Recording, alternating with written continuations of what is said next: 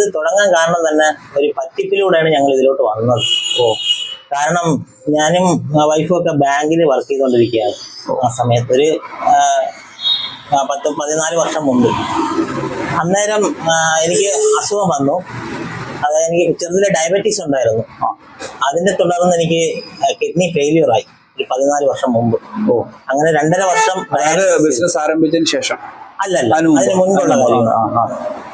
അപ്പോ ഈ അതിനുശേഷം എനിക്ക് ഡയാലിസിസ് തുടങ്ങി. അതിനുശേഷം എനിക്ക് ട്രാൻസ്പ്ലാന്റ് ചെയ്തു. കുഴപ്പമില്ലാതെയൊക്കെ പോയിക്കൊണ്ടിരിക്കുന്നത്. അപ്പോഴേ മരുന്നിനൊക്കെ ഹെവി ആയിട്ടുള്ള എമൗണ്ട് നമുക്ക് ആവുമായിരുന്നു. അന്നേരം എൻ്റെ കൂടെ ബാങ്കിൽ വർക്ക് ചെയ്യുന്ന ഒരു ഫ്രണ്ട് വന്നിട്ട് പറഞ്ഞ്, നിനക്കിതുപോലെ ഒരുപാട് കാശൊക്കെ ആവുന്നുണ്ടല്ലോ.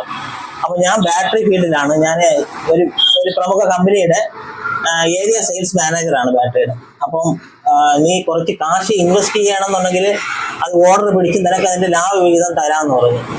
അപ്പോൾ അവനെനിക്ക് അത്രയും വിശ്വാസം ഉള്ളത് കൊണ്ട് ഞാൻ അതിലോട്ട് ഇറങ്ങി.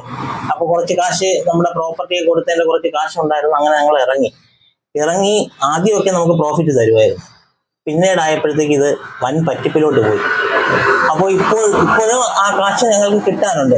അപ്പോൾ നമ്മൾ സാമ്പത്തികമായിട്ടും കുറെ അങ്ങ് വീക്കായി.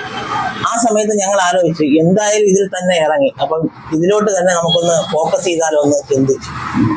അതിനുശേഷമാണ് ഈ ബാറ്ററി ഫീൽഡിലോട്ട് ഇറങ്ങാന്നുള്ളത് ചിന്തിച്ചത്. അതാണ്